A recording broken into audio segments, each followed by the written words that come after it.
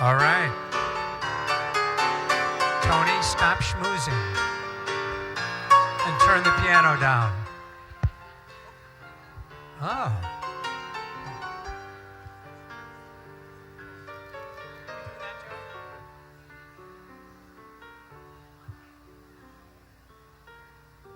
Great, thank you. Good morning. How's everybody? Okay. My name's Michael Monaghan. And every time I say my name, Sterling plays the piano. Mimi Rousseau, oh my God. Wow, that's wonderful. Sure, you're going to talk about you. On behalf of Dawn, Brittany, Ryan, and Daniel, I would like to welcome you, each and every one of you here this morning, for a celebration of life for Sterling E. Smith. You know what the E stands for? Edmund, that's right. I always thought it was Edward. I'm honored to be here. It means the world to the Smith family that you've all taken the time to be here, and would also like to welcome those of you that are online in far-flung places like Ohio and joining us remotely. Thank you for coming. And yes, I'm getting the note. Be sure to turn your cell phones off. If you're under 30, your phones are off all the time anyway. But for those of us that are over 30, just barely. When someone leaves us, particularly too soon, as I try to deal with my grief, I think of some quality that that person had that I will incorporate into my own life in an effort to keep their spirit moving forward. Sterling had many qualities, as we all know, and I will pick one: passion. Passion for family, for friends, for politics, for the Indy 500, for the Buckeyes, and of course, his passion for music. All kinds of music, classical, rock. So he liked all kinds of music. And he wanted it played right. Those of you who played with him, you know, if there was a Beatles song, he wanted, no, that's, or whatever. But he loved it all. And the thing is that he played it all with passion. No matter how small a gig we had, Sterling was always 100% in. And when it was his turn to solo, he played with all his heart. And so passion is what I wanted to, the word I wanted to say to describe Sterling. And I'd like to start with a poem by John O'Donohue, For a Lost Friend. As twilight makes a rainbow robe from the concealed colors of day, in order for time to stay alive within the dark weight of night, may we lose no one we love from the shelter of our hearts. When we love another heart and allow it to love us, we journey deep below into the eternal weave where nothing unravels. May we have the grace to see, despite the hurt of rupture, the searing of anger, and the empty disappointment, that whoever we have loved, such love can never quench. Though a door may have closed between us, may we be able to view our lost friend with eyes wise with calming grace and celebrate the gifts they brought, learn and grow from the pain, and prosper into difference, wishing them the peace where spirit can summon beauty from wounded space. And I would like to say, too, also that it's okay to cry if you want to cry. I may choke up myself here sometime. It's cathartic, and we're among friends. So I know for me, it's often the little things that get to me, like the cup holder that he gave me for my mic stand. After he died, I'm doing it, and I looked down at the cup holder. I was like, whoa. So, all right. So we're going to start off with Dawn. Where is she? Where is Dawn? There you are.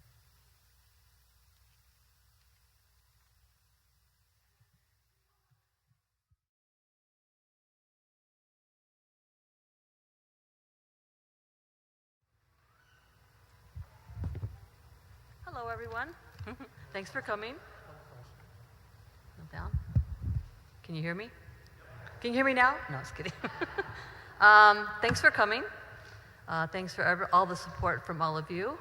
It's been amazing.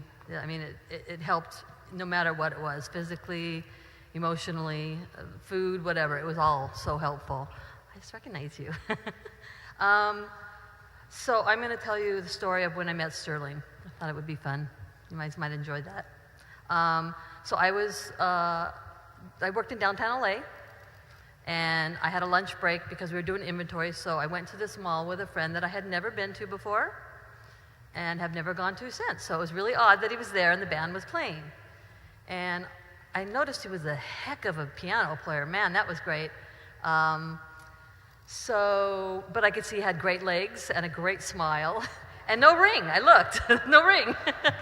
And then I think it was Tony who said, hey ladies, this guy's a single. I was like, So I got a brochure, and I was getting ready to leave, and they went on a break just as I was doing that, and he hollered down saying, hey, did you get a brochure? I said, I did. He was trying to get me to come down to see him because he saw me there. So we both made eye contact, for sure. Anyway, it was good. So I called the number on the brochure that night, and I talked to him for 3 hours that night, but when I called, it was Bob's house. And so Bob had to give him the message because I had to leave a message. It's the girl from Bullocks. Let him know it's the girl from Bullocks, and call me if he's interested. And we did. We talked for 3 hours that night, and the rest is history. It was all great. You know? Kind of a funny song. Yeah. You want to read the proposal, or do you want me to try? So he used to write some poems to me, and this particular one is the proposal. So Joni's going to sing, because I don't know if I can get through it.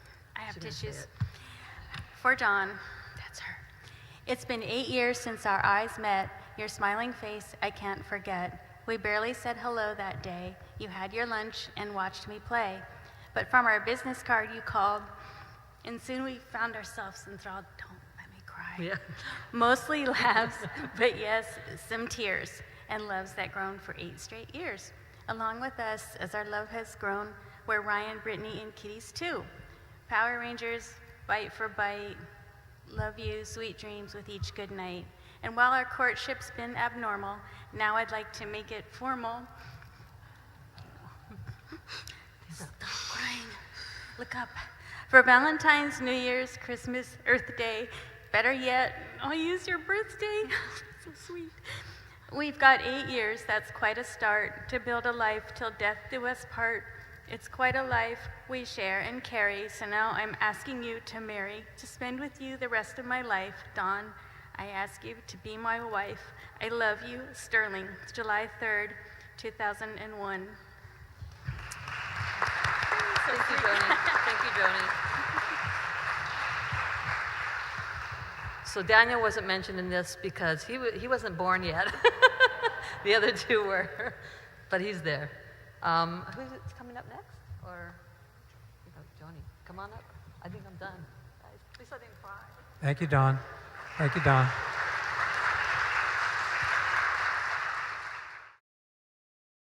And now Sterling's sister, Joni Morris. Sterling was a kind and loving brother. He's always been upbeat, funny, witty, and positive. He maintained his calm demeanor and kindness to the very, very end. As the illness progressed, he used an eye gaze machine to communicate with us. He made jokes and conversed with us while using it, rather than complaining about the frustrations that ALS, which is Lou Gehrig's disease, invariably brought about. He was worldly. Sterling was always interested in the world around us. When I was 9 years old, he bought me a transistor radio. He explained the difference between AM radio waves and FM radio waves. He told me that he heard radio stations on his AM radio from other states at night when AM broadcast signals can travel hundreds of miles. This is called DXing. He suggested that we both listen to our radios at night and then keep a log of the stations where they were located. We had so much fun comparing our lists, looking up the cities where the radio stations were broadcasting from, and seeing how far away from home they were. Geography. He was also very knowledgeable about geography. On our flights back and forth from Los Angeles to Ohio, years before in-flight screens and GPS were available to passengers, he would tell me what cities or areas we were about to fly over, and he was always right. Music. We grew up listening to classical, jazz, blues, opera records that our father played frequently, daily, dinner time. I watched Sterling sit down at the piano and play some of those pieces. He played effortlessly. One day when I was a child and he was a teenager, I asked him to show me how to play the piano. He sat down and did it. I wanted to do it. He put on one of Dad's Bach records, saying, "This would be a good one. Play what you hear." I hit some keys on the piano. He repeated, "Play what you hear." I hit the keys. He's like, "Play what you hear." And he's pointing to the record player. I'm like, "But..." So, he was puzzled, but he was very sweet about it. He was puzzled as to why I wasn't replicating the sounds coming from the record being played. Playing by ear was natural for him. So during our childhood, our parents often took us to trampoline places, which we all enjoyed very much. In later years, he got a trampoline for Daniel, so now I jump on that with their grandkids. Our dad took us on many family skiing trips as well. Our childhood home was on a large property. He maintained the lawns by mowing them regularly, and when he was about 8 years old, our grandmother told Sterling that China was on the other side of the earth, right below us, and if he dug far enough, he'd get to China. He started digging earth near a cottonwood tree. He didn't dig far enough to get to China, but he made a little pond, which was about 12 feet long, 6 feet wide, 2 feet deep. He filled it with water and named it China Creek. When I was about 8 years old, I transferred frog eggs from our large pond and put the eggs into China Creek so that we could watch the eggs hatch, turn into tadpoles, and then mature into frogs. And Sterling always washed the family cars, and his friends' cars too, so I nicknamed him Mr. Car Wash. During his high school years, Sterling played on the basketball team at university school.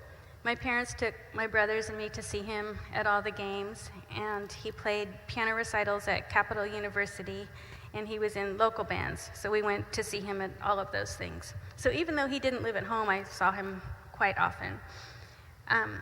Because he moved out of our family home when he was 18, and he had band practice at our house a lot.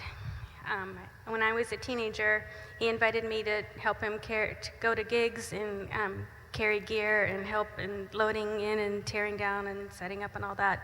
And that was super fun. I loved going to his gigs, hearing him in the band play, seeing him in his universe, and he was always happy doing that.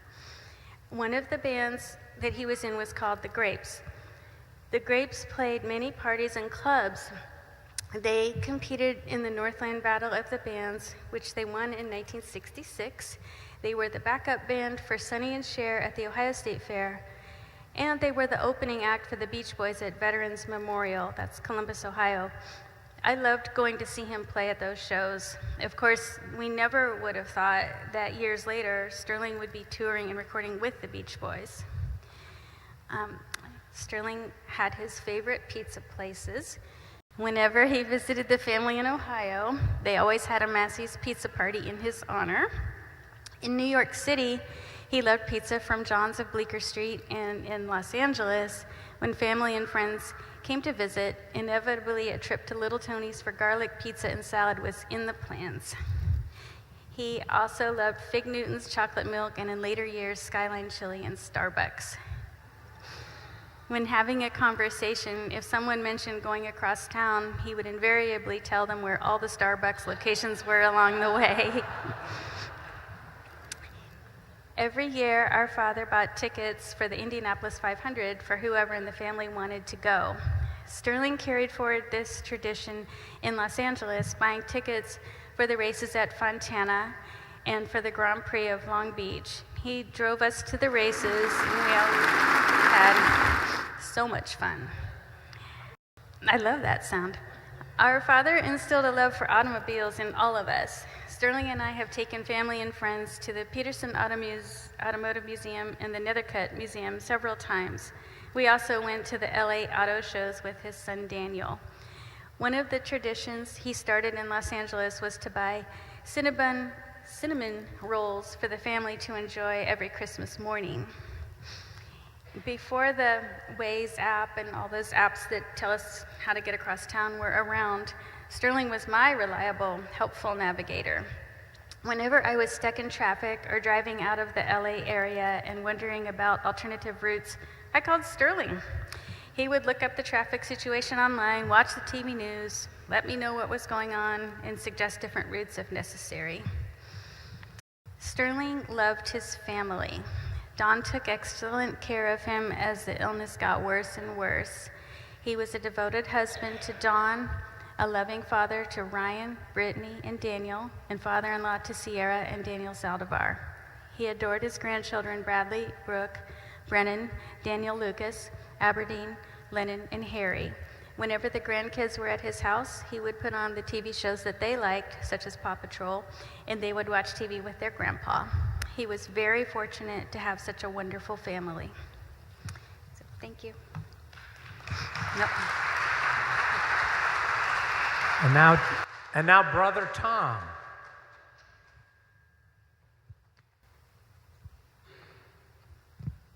Ta-da! It doesn't get any higher than that, so I'll have to stoop over. Anyway, woo! What a great turnout. Let's hear it for you all. It's fantastic. So, my brother was a blast for me. We had so much fun together. It was unbelievable. And we had our progressive rock band, The Load, where we played all these crazy time signature things that he wrote. We recorded, we did albums. But I'm going to go back just for a little bit and paint a picture of our childhood, where a lot of the things people talk about with Sterling came from. So we lived about 10 miles east of Columbus, where our grandparents, granddaddy was a dentist, just like his daddy was, and they'd done quite well. So granddaddy bought a pre-existing farm and then built a large, white, beautiful farmhouse with a big porch. This is in like 1910, out on the east side of Columbus. And that's where our dad was born, and we had an aunt and an uncle who also lived on the same road when we were kids. And so in the 1950s, when we were growing up, I'm 6 years younger than Sterling, like a car going down the road was like an event. It was a country road with cornfields everywhere. We lived in what they would call a mid-century modern house now, but it was built in the mid-century. 1949, floor-to-ceiling windows facing south and one facing west, built at an angle so that the sun would always just keep shining into the house from about, noon on. And our dad was heavily into classical music. So we had lots of Bach and Beethoven and Mahler and Vaughan Williams. But we also had soundtracks like Around the World in 80 Days, Spike Jones, the great comedian. We had a lot of fun stuff too. And the classical was great. And our dad was a painter. And then our mom she was basically the housekeeping thing, the homemaker. She would cook all the time. And it was just amazing because she cooked these meals and we'd eat by candlelight with these floor-to-ceiling windows way back. We're way back from the road. We just look out into the old apple orchard and our pond that we had. So because our mom and dad were in love, it was a happy place. It was just absolutely a blast. Our parents were way into comedy. Dad loved W.C. Fields, the Marx Brothers. We'd go out to the theaters and see W.C. Fields movies back when that was a thing. Our mom loved like Bob and Ray, all the greats. So anyway, lots of comedy in the house, lots of fun.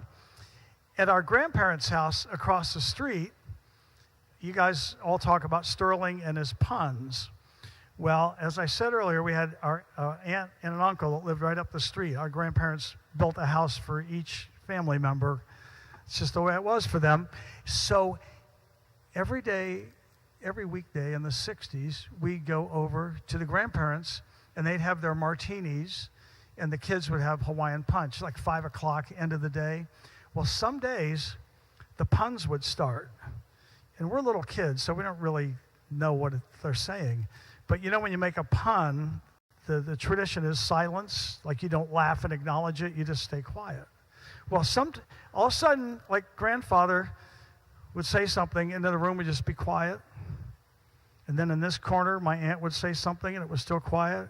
And then maybe a dictionary would come out to see if that word really was the right word for the pun. So that's kind of where all the pun madness came from. And, entertainment was, as we all know, what they say, simple. Like, we would drive over to this little town, Blacklick, Ohio, which is now, like, blown up out of proportion. But it was, like, 28 buildings. But we'd watch the trains. Watch the trains go by. We go to the airport and watch the airplanes take off, And, of course, we played Risk, Monopoly, ride bikes. And so let's see what else is interesting. So 1964, let's talk about some music here. Whole family's kind of into the music thing. So my cousin had an album, Shut Down Volume 2 by the Beach Boys. And I was like, this is cool. I was 9 years old. I was like, this is cool. And they had a song on it called The Warmth of the Sun. And I thought, as a 9-year-old, I was like, that is like the most beautiful thing I've ever heard. And that opinion hasn't changed to this day. So I'm into the Beach Boys. The Beatles are being played. I got to mention, we have a brother between us, my brother Phil. He's not here. He's back in Columbus. But he's a painter, an artist, a retired art teacher. So we're all about the rock and roll. But Sterling, some of you know this already, he was all classical. He was all Chopin, Couperin, Bach. He was all classical. And I guess I should step back and mention that around 1960, my dad said he's got tickets for us to see Eugene Ormandy and the Philadelphia Orchestra perform Scheherazade, which is a fantastic piece. Now, I don't remember this. This is stuff Sterling would tell me, and now it's in his autobiography. But Sterling, at age 11, started playing Dad's Scheherazade record, and then he started singing parts of it, And my dad thought, well, he's got a music thing going on here, so they got a piano in the house. So Sterling was playing Bach and sounding out the records and soon had lessons. And I mean, I'll always remember, if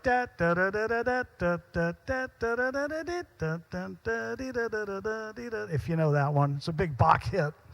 Anyway, so here come the Beatles, the Beach Boys, all this rock and roll, and Sterling is like, classical. I'm not listening to that commercial stuff. And then he sees the Beatles' second album, the American version. It's all we had back then. And he sees the title, Roll Over Beethoven. And this is, I don't remember this. I was a little kid, but he told me this, obviously. We did a lot together. He told me all this stuff. And he's like, I had to hear it because it's got Beethoven on it. And he puts it on, and he's like, that's really cool. Then it gets to Money, which is like 3 or 4 songs in on side 1, I think. Maybe it's side 2. He hears Money, and it's got his instrument. Dun, dun, dun, dun, dun, dun, dun, dun, dun, dun, and George Martin just playing that attacking piano so beautifully. And that was it. He was all in on rock and roll, Classical's still with him, but now he's rock and roll. His piano teacher was not too happy with it because she was all classical. A lot of people remember what it was like back then. It was like the long hair, your long hair. And anyway, so as my sister said, he started bands. He had a band, the Lowbrows, and that was for a little while. And then we had the Grapes. And I think, do we have the video? Do we have that clip? We have that clip? Like Johnny Carson, So there it is, Northland Battle of the Bands, 1966, shot by our dad with a regular camera. And it was pretty exciting. I think I was 11 years old, and they played the Battle of the Bands. Oh man, this was the new mall in Columbus, Ohio, a shopping center where you could walk around with an open roof. Unbelievable. Yeah, we all grew up with this stuff. So there's Don Kettler on the bass. He stayed in music his whole career with Jim Steinman, Jim Steinman who wrote Meatloaf stuff, amongst other things. Those of you, like in bands, you go out and do a band thing, those are friends for life because you just do so much fun. There's Sterling. It's his first gig with the Grapes. I think he's got a Hohner piano there, and I'm not sure what the organ was because he got the Vox right after this, and I have the Vox organ.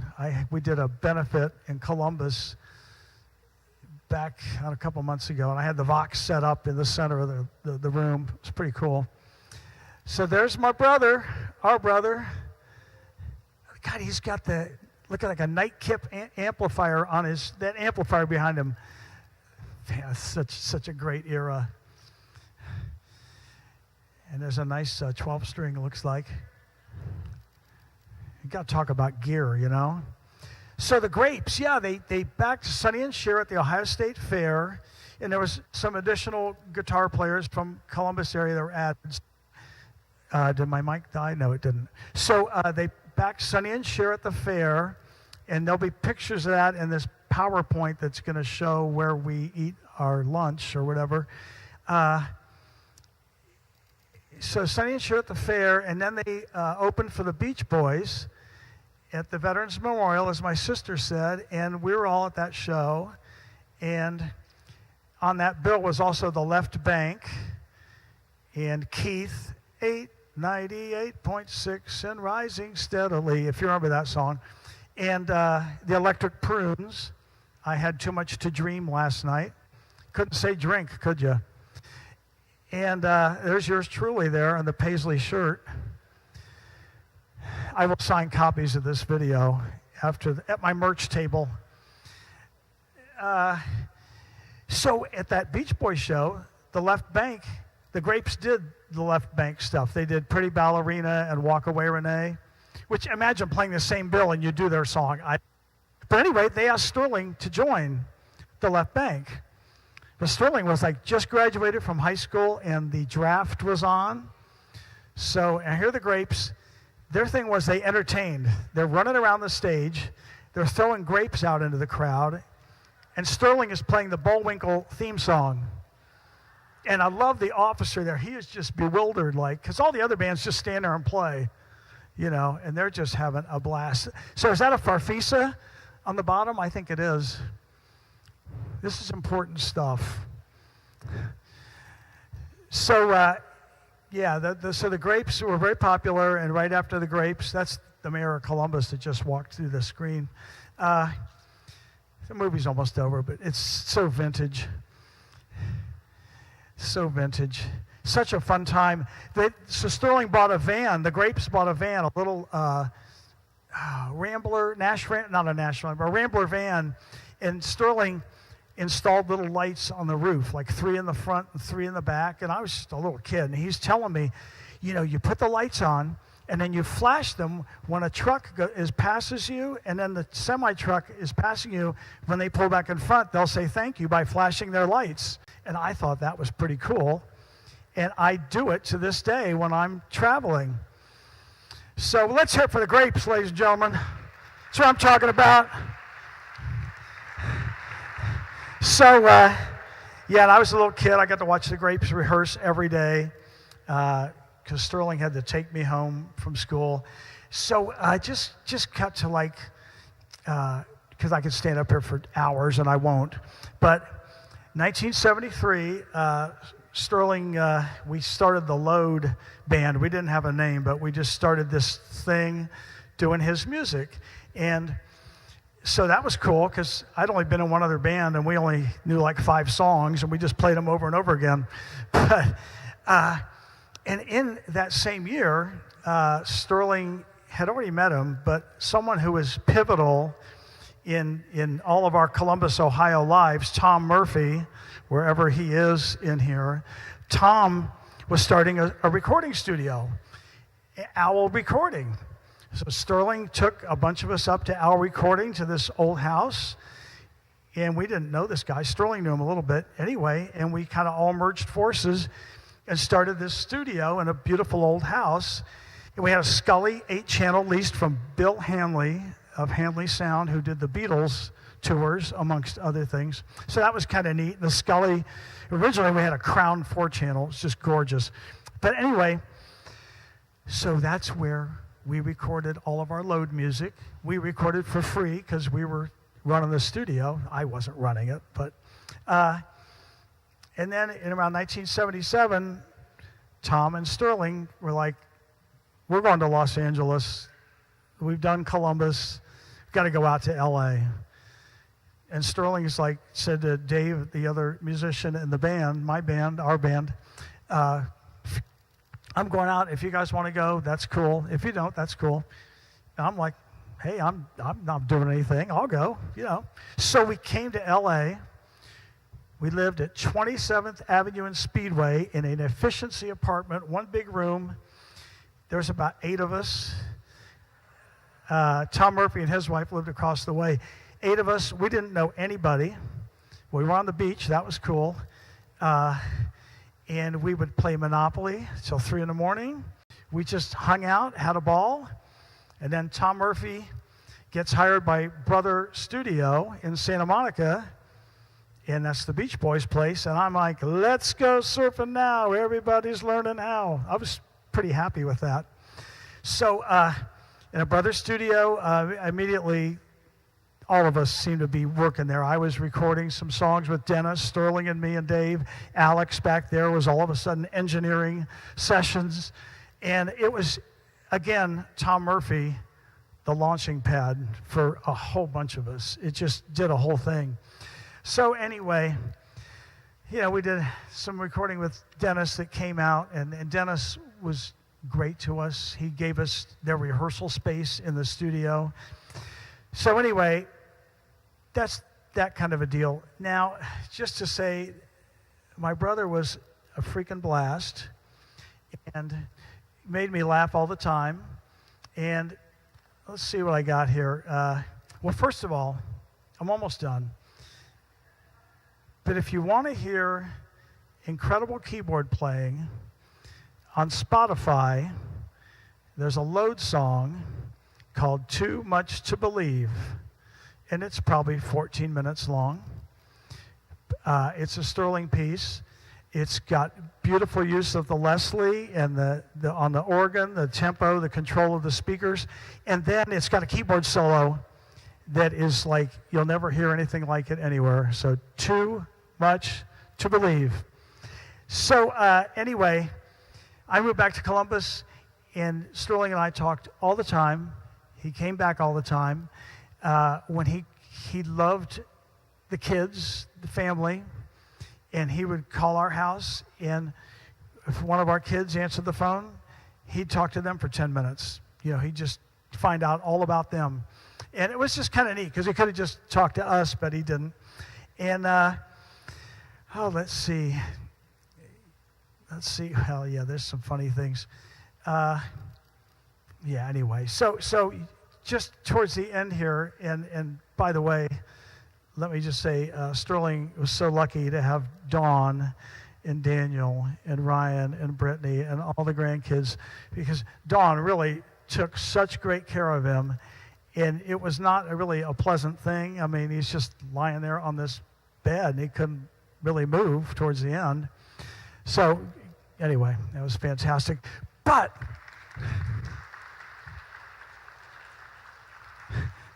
just a little bit of his comedy at the end that was so great. Like we're texting all the time. And so I don't know what I said. Maybe I told him where we were going for dinner or something. I usually didn't bring up food because he couldn't eat anymore. But he sends a picture of the IV stand with the IV thing, and he's like, I'm having chicken with mashed potatoes and peas. And then he goes, it's all about presentation. I mean, that was so great. And then when he got the eye gaze computer right at the end where you could focus on the letters and then you could type out sentences, well, the first day he was using it, there's all kinds of phrases that you can dial up that are already done for you. And so in an angry voice, one of the phrases, we're just sitting there, and all of a sudden it's like, I'm not finished writing. Stop finishing my sentences. He's just making it, pick an A or a B. And what was the other one? I can only remember a couple. Oh, I have an opinion on this. And it's in a computer voice, so it's kind of sterile, but it's angry. He's just cracking up, laughing. And just to give you an idea also just how completely aware he was right up to the end, I had gone to the Indy 500 at the end of May, and normally Sterling would be going too. But we arrived like June 3rd out at the house here, and Sterling has dialed up. He's recorded the Indy 500. Now we're going to watch it together. He just signaled boom, Indy 500. It's he's right in the room. And we watched the race, and I got to, rant and rave about what I thought was good or bad. And anyway, that's basically it. He was fantastic. The silence of not hearing him is deafening. He's a fabulous guy. I should say one more thing. So I don't know, about 7 years ago, Bobby Figueroa, I don't know if he's here, Bobby and JoJo, but Bobby is percussionist with the Beach Boys. And so he started this band, California Surf. It's Beach Boy support musicians, and they go out and play Beach Boy songs. And so it was really cool because Sterling's getting to go back into that little thing where you're at a merch table signing autographs, you're traveling. And so my son, David, we went down to Cincinnati to see the Al Jardine show this last fall. And California Surf is the Al Jardine backup band. So we get out of the show, and we connect with the band, say hi before the show and everything. And then during the show at Ludlow's Garage, Al Jardine says, we're going to dedicate this next song to a keyboard player that played with the Beach Boys back in the 70s. And his son, Matt Jardine, says yes, and he played the harpsichord on Lady Linda, which was a pretty big, cool song of theirs. So we're going to dedicate this next song to Sterling Smith, and I'll just sing the first 12 seconds of it, and then you'll know what it is. But I may not always love you, but long as there are stars above you, you never need to doubt it. I'll make you so sure about it. God only knows what I'd be without you. So I think that's how we all feel. And thank you, Al Jardine, Eddie Carter, Bobby Figueroa. All right. Thank you. Thank you, Tom. And now, and now we're going to have a song. I'd like to invite up Mitzi Schwartz, Pam Bassick, and Dana Stone, who are from the temple Macomb or Shalom. And while they're coming up, thank you. Oh, ready to go.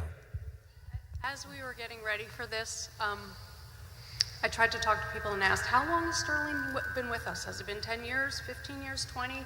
And we all sort of came to the conclusion that it was over 20 years that he played piano with us. But none of us could figure out when, because it just felt like he was a fixture of Macomb. And his music lifted us, it moved us. He could do anything, any style, transpose on a heartbeat. And he was so much more talented than we deserved. And he never had an attitude about it. He just supported us. He mentored each of us at whatever level we were at. He was our cheerleader. He brought music to us in whatever way suited us, and always a smile and a joke. And we miss him greatly at Macomb. And this is a track that, when we were rehearsing for choir, many times I'd be like, can you just play piano? And I'd record it on my phone because I needed a lot of work to be able to learn how to sing with him. And this is just one of the tracks that I held my phone up and he played in one take, and he could do anything in one take. And we wanted to sing with him again and share this song with you. This is Sterling playing on my iPhone.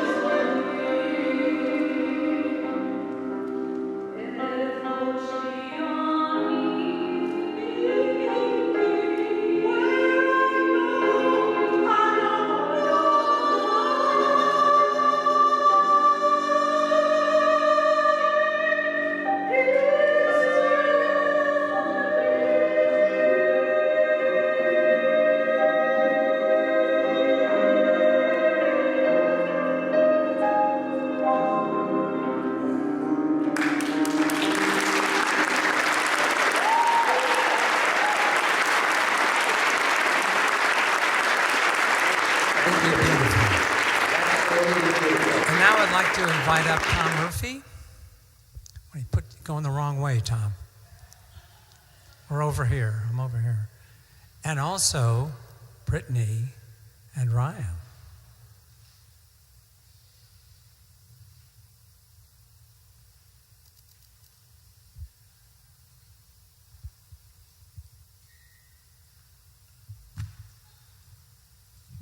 and Daniel.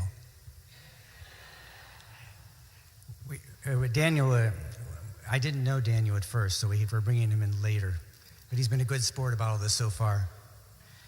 My youngest son's here too, so they're supporting the baby in the family vibe. And I was the baby in my family, so. You love this guy. So let me go ahead and start first. Sterling and I got involved in our recording. This is a vintage our recording t-shirt. The business wasn't particularly successful in a business sense, but our merchandising was great. And we owe this to John Townley, who's probably watching in right now. Oh, I was trying to wear it today. I love the orange. Oh, by the way, these are collector's items, so someone might break into Dawn's car when she's not looking.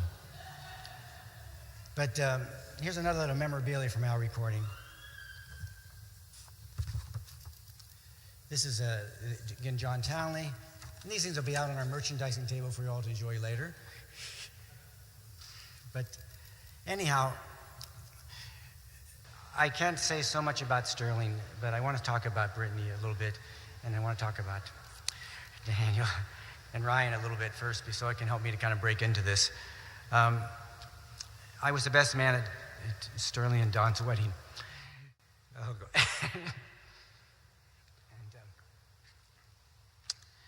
okay, I'm sorry. Dan, you do mind going for me first? Okay. Mine's very short. Okay, I'll try a little further here. Sorry. Let me switch to some pre-recorded material here for a second. Sterling has memoirs called A Corvette on the Moon. So this is his memoirs here. It's amazingly well written. Sterling was a great writer. So I'm going to read from this a little about me, if I can. Tom Murphy lived in a 165-year-old building on Sunbury Road, which had been a stagecoach station, and we were told part of the Underground Railroad. He was an engineer, wonder kid, had purchased some recording equipment and planned to convert the downstairs of the building to a recording studio. I brought Ed Macusa, Dan Lawson, and Mike Meyer over to see the old building. They immediately expressed interest in investing and helping build it. We became a corporation in 1974. And we could go on and on about the place, but basically we lived above this building, and the stagecoach downstairs was a recording studio. So Sterling and I lived upstairs, Danny Lawson lived there, Ed Macusa. And these are where the pictures of the brochure are. But going back a little bit, Sterling as one person described it, an amazing wit and a brilliant man.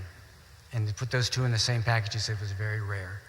So his humor was fast, beautiful. He was never sarcastic or mean-spirited.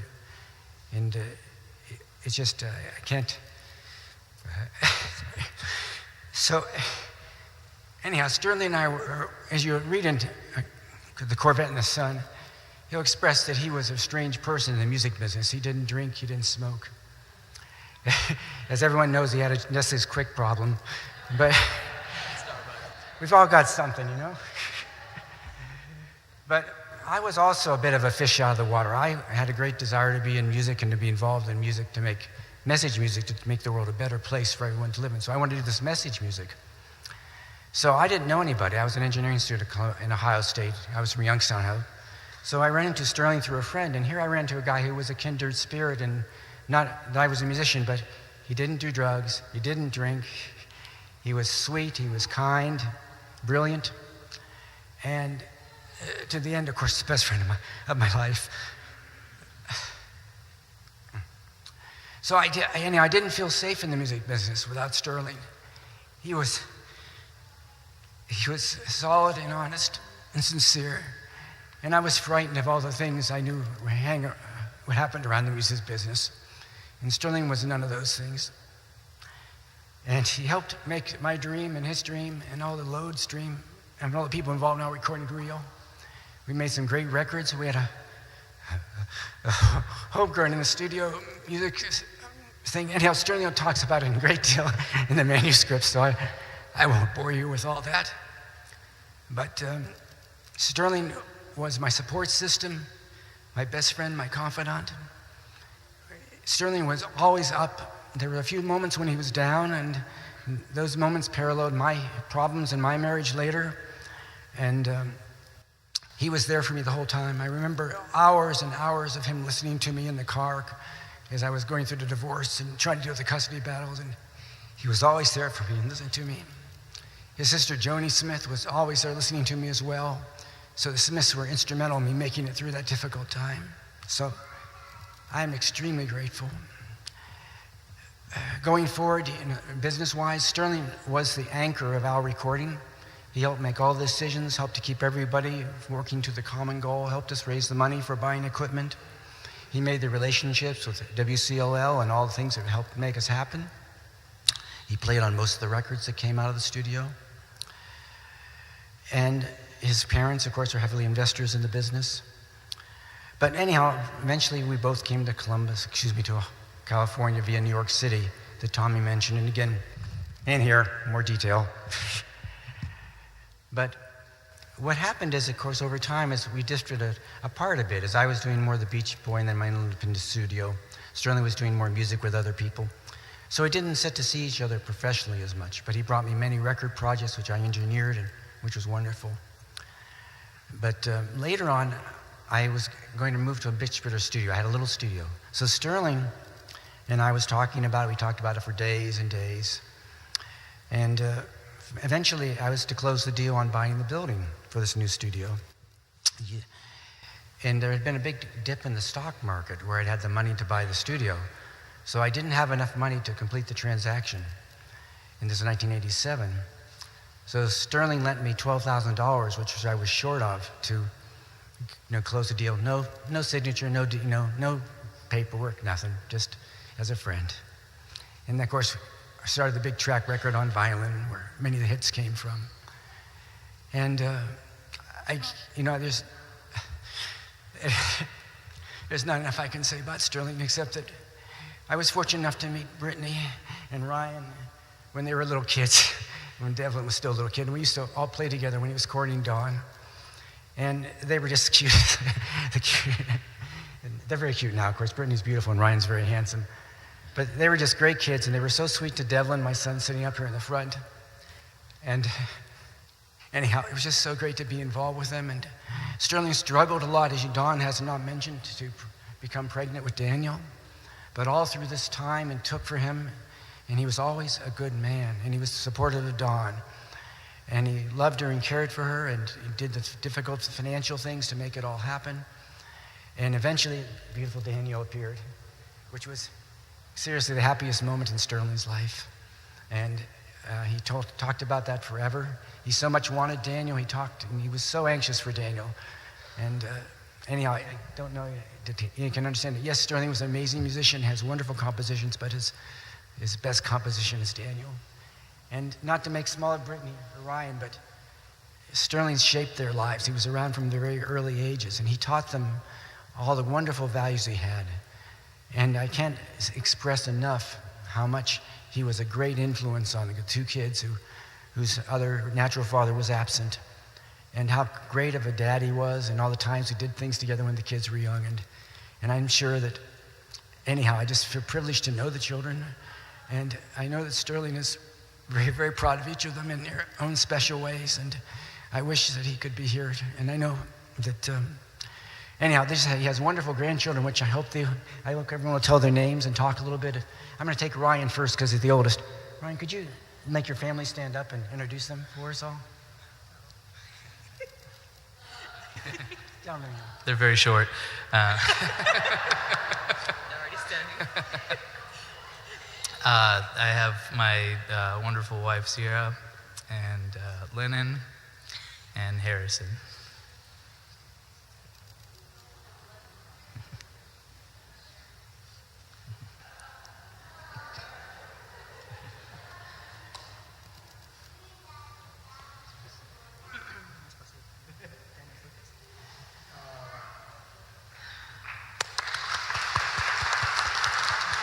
I want you to know Ryan was just as beautiful at that age as those guys. And of course, Brittany just as well. Now, poor Brittany, please. We love her. My fiance, Daniel, Brennan, Bradley, Brooke, And then the baby right here in the front is Aberdeen. And Lucas is right next to Daniel.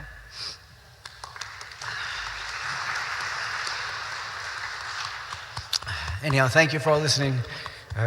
Sterling will not be replaced, but we know he's with us all and whatever. I don't know how that works, but he's with us. Love you all. Now Daniel Smith.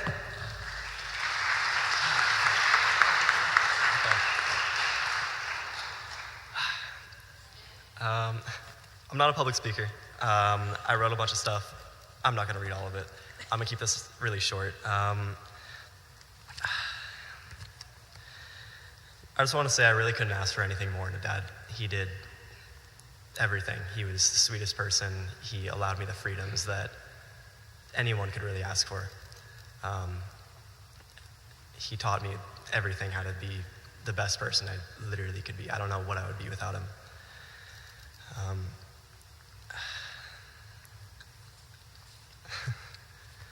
I have so much written, but it's almost too much to say. There's so many memories with him. I wouldn't be able to recite stories, but it's a lot. I know he lived his best life and a very eventful life, to say the least. And there really isn't anything more that he could have asked for, so I know he's happy where he's at.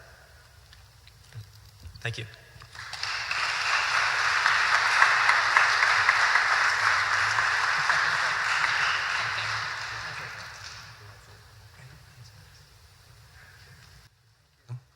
Thank you.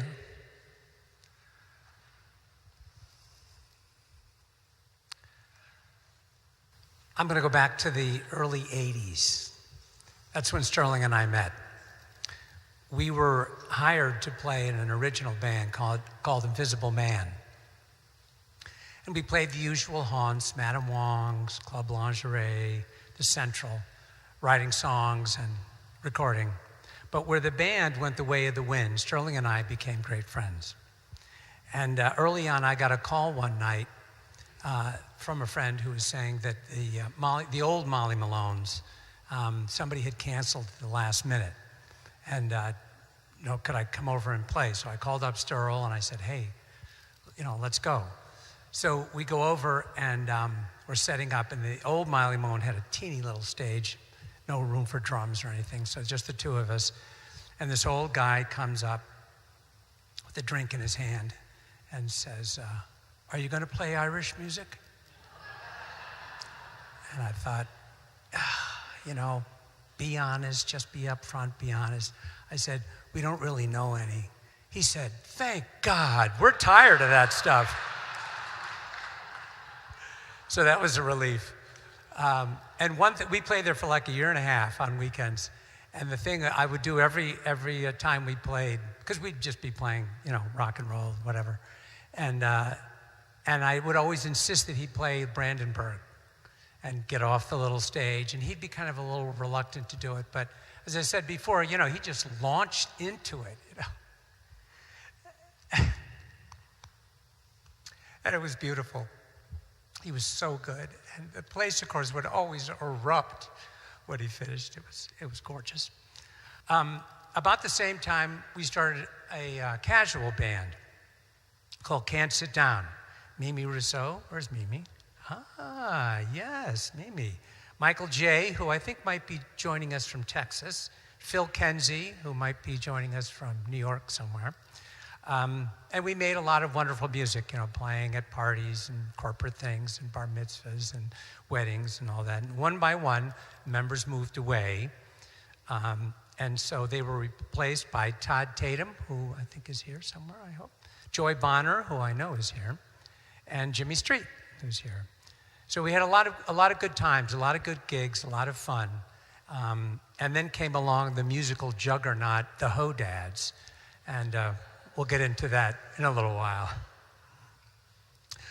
When I started teaching special ed in the mid-'80s, Sterling was always enthusiastic about coming down, playing shows, recording with the kids at Whitney High, a little group I had with the kids, and backing Rockin' Santa every year.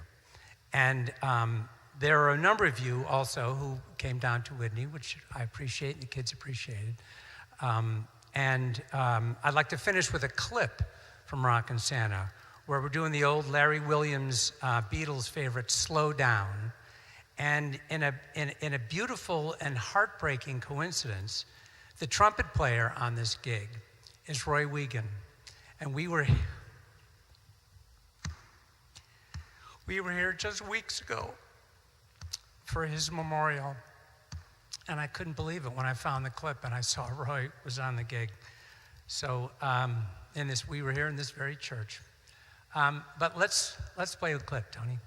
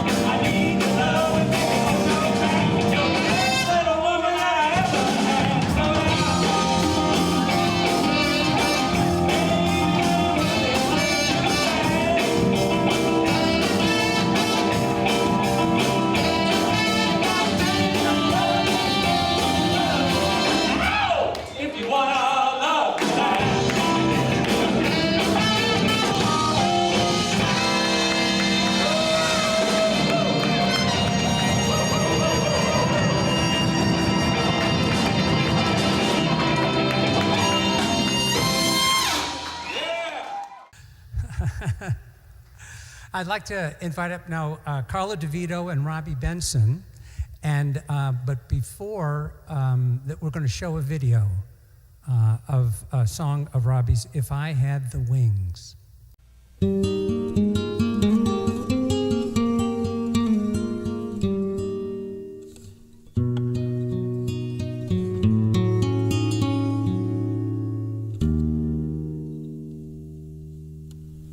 If I had the wings, I'd fly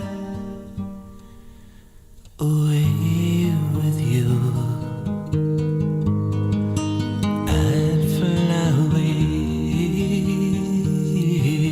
with you.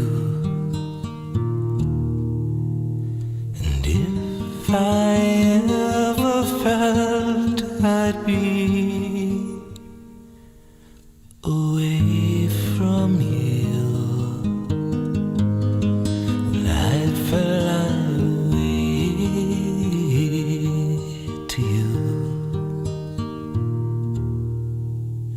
Winter turns to summer rains, and life goes on again.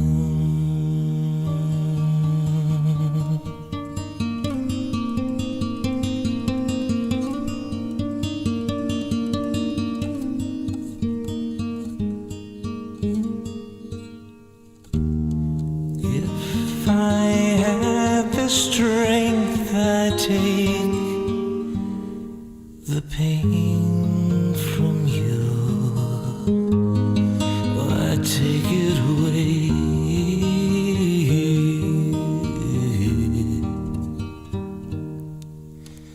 And if I had the faith, I'd let you fly away. Go fly away.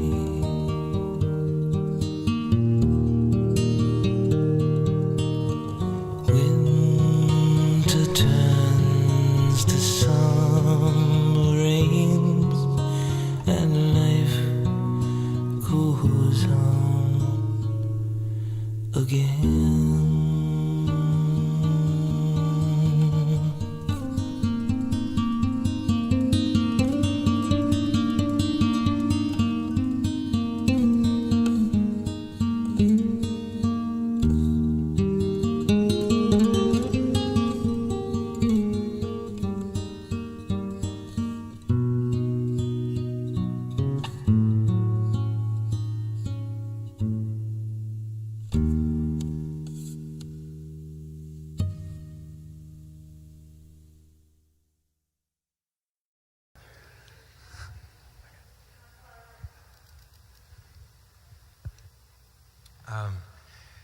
It's such an honor to be here, and I can't thank you enough that, Don, that you allowed me to speak, so thank you.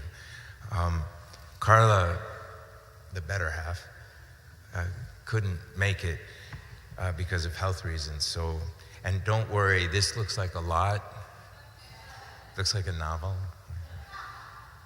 It's not, I'm blind. So I had to make everything 20 print. Oh, sorry. Wrong. Everything I do, I'll do for Sterling. Okay. So, yeah. Sterling played on Carla's Cool World album, and he not just played on it, but, you know, this happens too often in all the businesses and show businesses, but in the music business, Sterling would start and play, and we would rehearse, and then he would embellish. And little by little, a song would start sounding right. And on Cool World, Sterling is the one who came up with the dee-dee-dee-dee-dee-dee-dee-dee-dee, and that's that song. And unfortunately, I'm the only one who will say he should be a co-writer on that song. After Carla made Cool World, she delayed the release of her album because she got the part of Mabel on Broadway in The Pirates of Penzance. And on her brilliant opening night, there's this tradition in Broadway where you get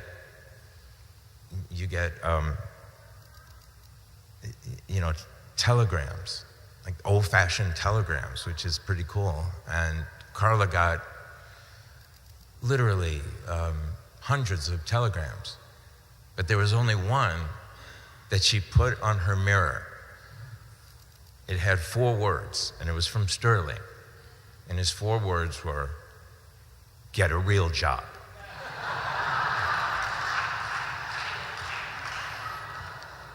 And I met Sterling for the first time during rehearsals for Carla's next album, and I couldn't believe 3 things about Sterling. I'm not kidding you. He was the best keyboard player I have ever been in the same room with. He was remarkable.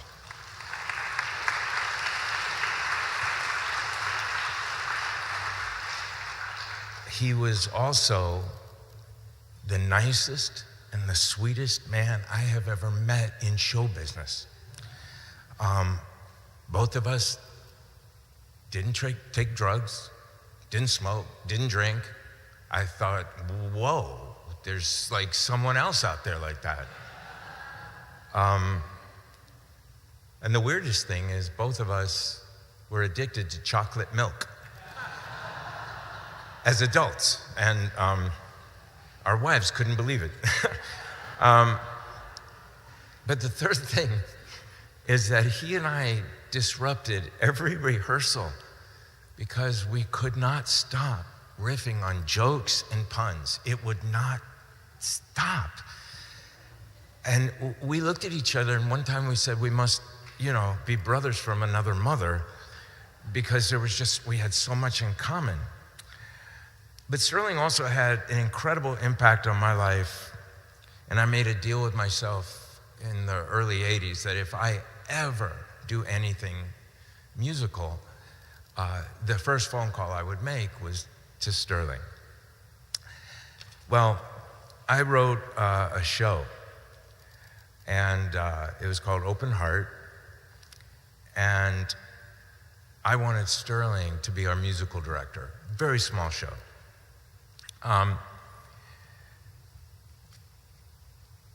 Sterling became our musical director, and because it was Sterling, during rehearsals, I just started writing him into the show. And I wanted the piano to always be on stage, no matter what. I wanted him and that joy that came from him, and his smile. He helped our show. It was a little mediocre show. With Sterling, it was a much better show. There are two things about that experience that made him so remarkable in my life. I don't think I've ever witnessed more happiness and joy, and his body language that, in truth, that usually you'll see body language, of joy that comes from an actor. It's always fake. But with Sterling, it was infectious. It was so true and so pure. And I knew that we were so lucky to have him. One thing that I just like to hit on that's a pet peeve of mine. So when a singer gets a deal, a record deal, they immediately call that singer an artist.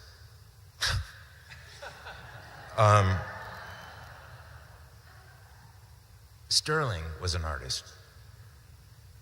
Carla is an artist. When Carla sang, Sterling did something that most keyboard players don't do. He would listen.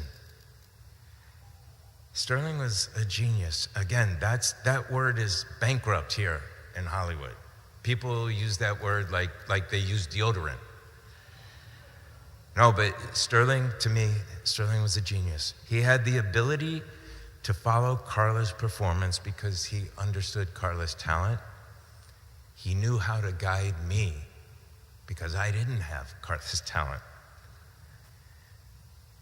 The reason I really couldn't miss this celebration of Sterling's life is because when we were rehearsing Open Heart, for the head of Disney Theatricals, who wanted to take us to New York, and so this was right after Beauty and the Beast, and Disney was really hot on me, and it looked like this strange person from Disney was going to take our show and destroy it. But Sterling and I bonded so much. I mean, this was my show. It meant the world to me. And these rehearsals, they should have been tense and full of tedious work. Every minute, every hour was expensive. But Sterling and I couldn't stop trying to outdo one another with jokes and with puns. And it kind of was endless, and maybe the most fun I've ever had on any project that I've ever done. This also drove Carla insane. She wanted me to stop. She kept pinching me. She kept hitting me. I couldn't. I mean, Sterling and I, we didn't care. With Sterling, every performance was like a vaudevillian show. And that's what that show should have been. There was absolutely something magical about Sterling. It's something you can't teach, and it's something that you can't replace. One week before we opened in New York City at the Cherry Lane Theater, Sterling came up to me and he delivered what most people would take as a huge blow to any project. But I have to put this in context. This is going to seem a little strange for a second. Just bear with me. When I was directing sitcoms like Friends and Ellen, I was away from my family. One day, about 15 minutes before showtime, with an audience completely in place, the warm-up guy had just made everyone laugh, we're ready to start the show, I got a phone call down on the stage, and it was my wife, Carla. And she told me that our daughter, Lyric, it looked like she was having an appendicitis attack or something was very, very wrong. And we were living in Park City, and the only place for her to go was way down in Salt Lake. And that was about a 50-minute drive. I was about to call action and start the show, but I hung up the phone and I headed out the door. And I went, as I was walking, I saw my first AD and I said, everyone steps up one. You're directing. And I thought that I was going to get fired. And I thought, this will probably end my career as a director, because I'm leaving the show. Millions of dollars right behind me, but the show was ready. But that wasn't really the point. The point was my daughter was ill and I needed to get to her.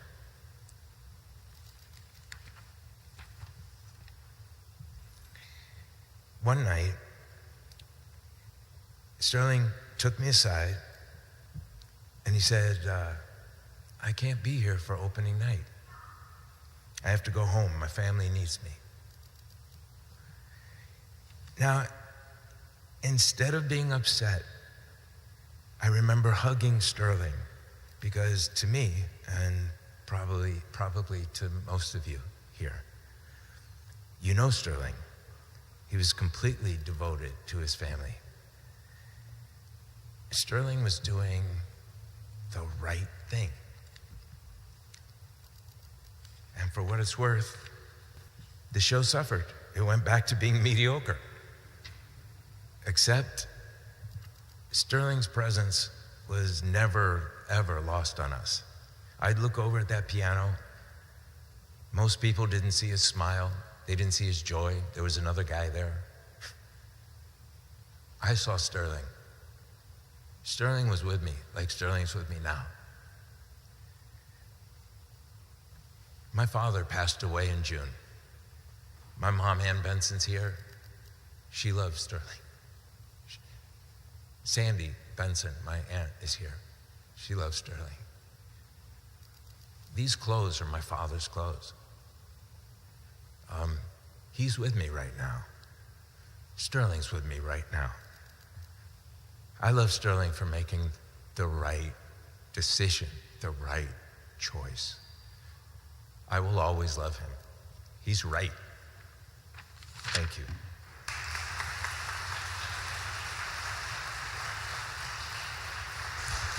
Thank you. Thank you, Robbie. It's beautiful. Now it's time for a video. Video compiled by Tony Jones and Mike Chancellor. Roll it.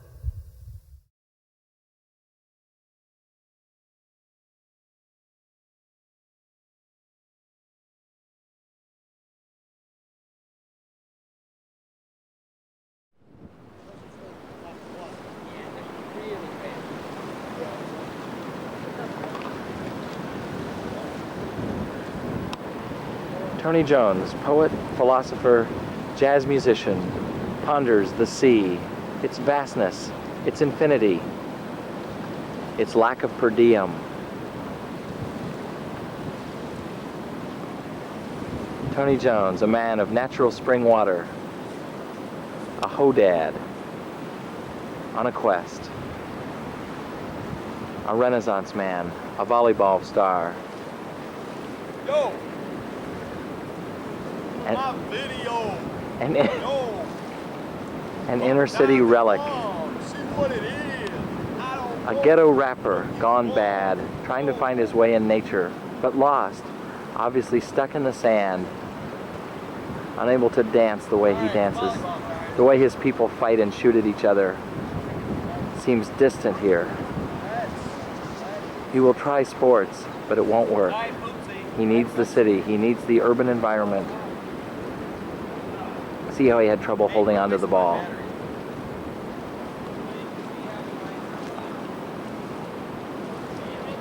Tony Jones, portrait of a man lost in the Pacific.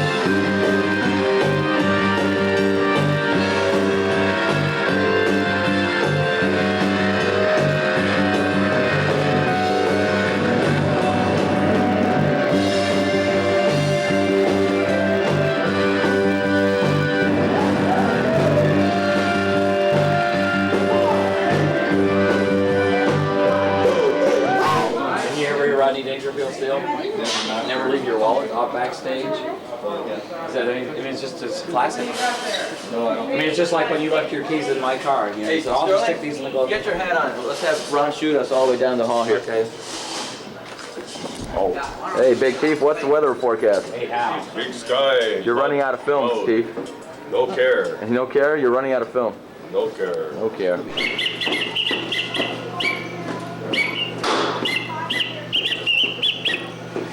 Anything with that damn headdress. His headdress is in the Hey, hit him with that. I would. I'd hit him on an... Oh, you got me dead, guys. I will. They have everything.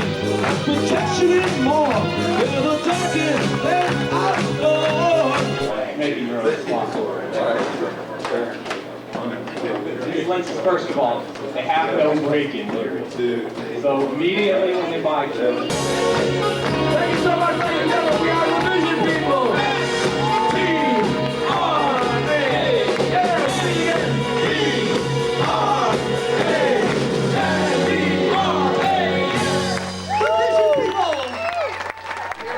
Okay, guys, here we go. That looks good. 1, 2, and 3. We'll try another one. Here we go, guys, and hold it.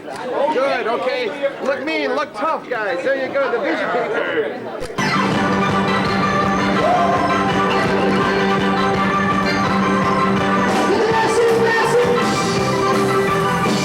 And over let me see you shake your tail better.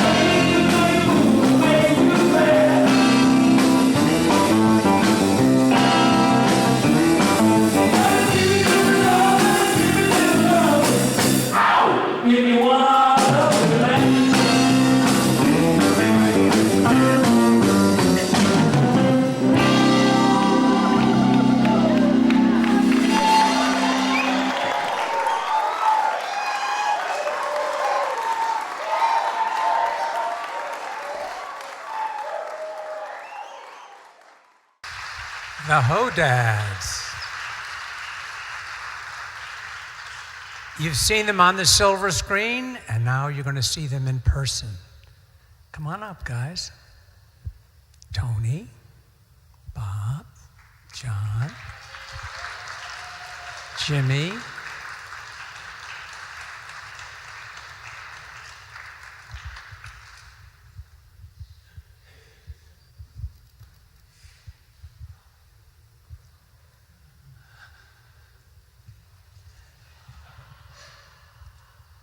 John Hatton.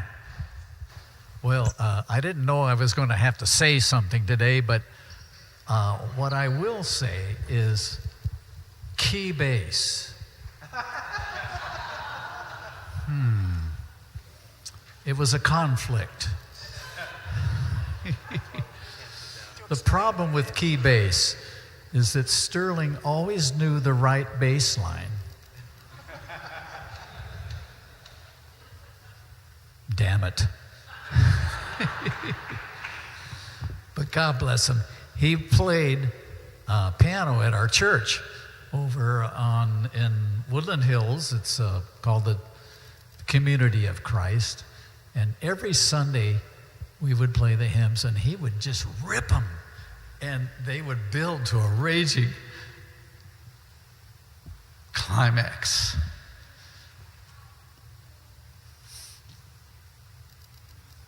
And it was wonderful.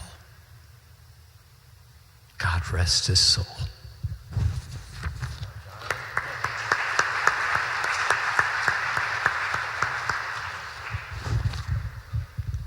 Jimmy Street. Thank you for coming today. And it's quite an inspiration. I realized how privileged I was to work with Sterling. The Hodads still continue, but we were together for 35 years. And I remember the first time we met. Of course, we were doing a casual, and Sterling got the call to be our keyboard player that night. We'd gone through several. Anyway, the end of the thing, we were trying to convince him to join the band. Come on, Sterling, please. And he did. And that's one thing I remember. The other thing I remember is the CBs. We had the CBs. We would talk to each other. We'd take these long drives to Vegas or something, and we'd keep each other awake, talking about things. And I had this little game I played with Sterling. I was Mr. Know-It-All. And so I'd get on the CB and I'd say, Sterling, what's the largest planet in the solar system? And Sterling would go, why, it's Jupiter. And he'd go off for 10 minutes about how many moons were on Jupiter and everything. The other thing is that was really a big memory was the day that he met Dawn. And I remember we were playing downtown, we were doing a gig, and the band's cooking away. And there's this girl that kept looking down at him. And we were looking up at her, and she was a real cute girl. And so anyway, Sterling went up, and that was the beginning of his beautiful family and a wonderful life. The other thing is that I enjoyed Sterling's classical chops, of course, and I played a little classical flute, and I always enjoyed doing some gigs with him, weddings or whatever. But then let's get down to the other things, the chocolate milk. Well, that graduated to Frappuccinos, and the thing I remember is Sterling would come to every single gig with a 3/4 full cappuccino because he'd been drinking it on the way to the gig.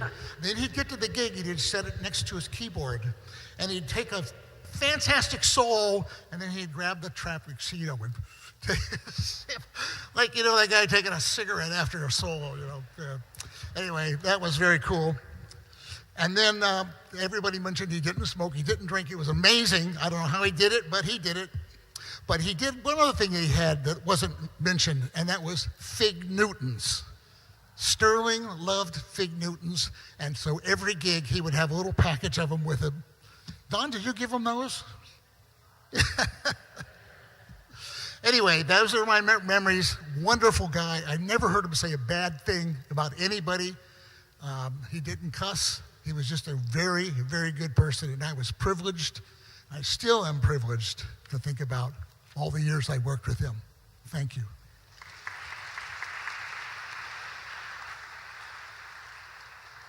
Bob Schuster. Well, look at all you people out here. What are you guys doing here? This is like the second thing we've done. Amazing how many friends have come out.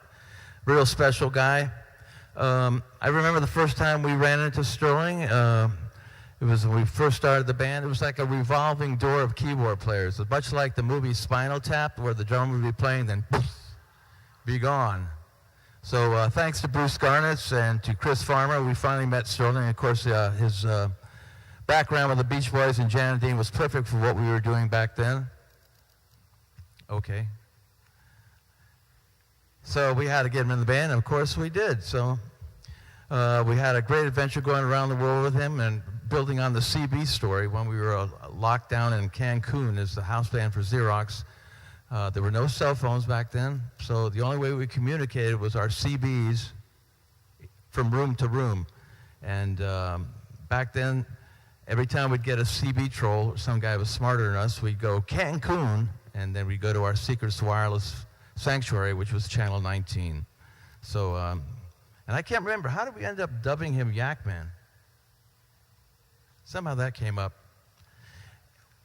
Anyway, it kills me that he's no longer here with us, but the good fortune is that when he was going through this, his brilliance as a closet journalist came out, and he wrote his own autobiography. I can't recommend it enough. It is really amazing how eloquent it was, and I hope you get a copy of a thing called Corvette on the Moon, which is tells his whole life story. And this guy was amazing, you know, just great guy. So right now, you know, when I look at Buckeye football or Indy and stuff like that, it's not going to mean the same to me, because every time I would hear something like that, I always think of Sterling, and his face would flash up in front of me, and that was something we shared. So right now, there's an empty easy chair, an empty Diet Coke, and I can just say, I miss you, Spinky. Enjoy this very well victory lap as you glide into the winner's circle and lift your first place trophy engraved Sterling Edmund Smith. Shut it down and peace out. Thank you. Tony Jones. Sterling was an affable guy. Everyone liked him, and he could strike up a conversation with anyone. For example, we had a similarly talkative friend, and my wife, Julie, was talking with him on the phone. Sterling was visiting, and on a whim, I asked him if he would like to talk to Ricky. They both immediately started up a conversation, trading one-liners and quips like they were two vaudeville comedians, even though they hadn't met. This lasted for about 45 minutes. On gigs, I would see him on the phone at 11 p.m. talking during the entire break. I would never call my wife at that hour unless it was an emergency. That's why he earned the nickname Yak Man. Back in the early Hodads days, we would caravan to the gig, like Jimmy said. It was Sterling's idea to equip us with all the CB radios to communicate and keep us informed on our progress. Between Jimmy and Sterling, the rest of us could never cut in. We were always yelling, "Breaker, breaker!" Sterling was stubborn. I don't know if you knew that. The Hodads had this high-end wedding where the first dance was Peter Gabriel's The Book of Love. The intro sounds like it's in 3/4 until later the song fools you by being syncopated in 4/4. Just to confirm my analysis, I sent it to the biggest ears I know, my friend Harry Scorzo. He agreed. Fast forward to the rehearsal before the gig, Sterling had already made his own transcription, totally in 3/4. I told him to use my lead sheet, but he wouldn't budge. Basically, I had to yell at him to make him get on the same page as the rest of the band. I think that's the only time we ever argued. Sterling was one of a kind. We miss him terribly.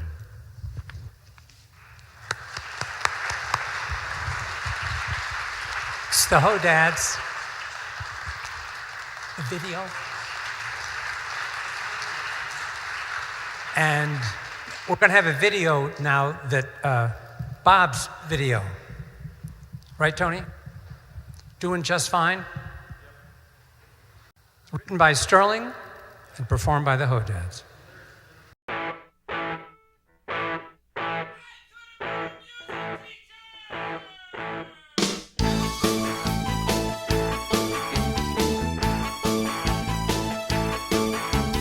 I used to sing for the fun, now I sing for the fun. Am I losing my heart and soul? That's 'cause I took an advance, they were taking a chance. Now they say that I'm in the hole. It doesn't matter what I do, I've got to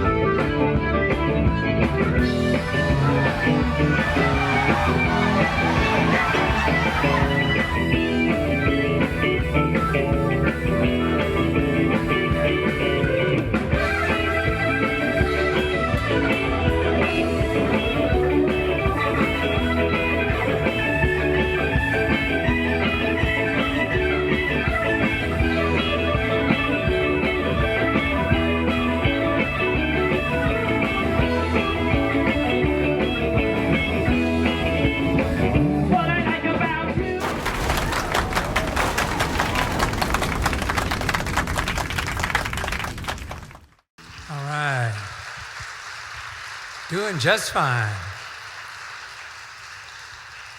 A couple of things. One, I just wanted to read a text I got from a friend.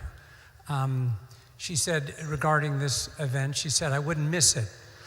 I only knew him from the block parties and through you, but he was a gentle soul. I loved talking to him. Amazed by the memories posted online, I had no idea how accomplished he was and how far-reaching his career was. A true light gone from the world. Sterling's memoir, A Corvette on the Moon, is in the program. It says that the YouTube channel that Tom, I believe, started, Sterling E. Smith. Also, there are cables, lots of cables out on the table. So, you know, if you need some cables or you know somebody who needs some cables, there's some bags out there that Joni put out there, and just take my daughter Maura played in her first band a couple weeks ago, and she and I came out 4 or 5 weeks ago and bought a bunch of gear from Sterling. And so on the gig, after she finished, and I went up to help her pack up, and I picked up a cable and had the little yellow tape that Sterling put, which ironically is on the microphone I'm holding. Sterling, where are you? But it was just beautiful to see his keyboard and amp and cables and mic stands being used. The reception is across the courtyard, and on behalf of Sterling's family, I'd like to thank you all for coming today. In particular, thanks to Jim Kemp, Cheryl McCone, Harriet Lipman, Mike Chancellor, and everyone here at Emmanuel Lutheran. So whatever you do, I hope you'll be inspired by Sterling's passion. The Ho-Dads are going to see us out. We want to invite you all to clap your hands. Okay, everybody. Here's my little clapper I got from Russia. Sounds like a lot of guys clapping. I love it. And you all sing along with us.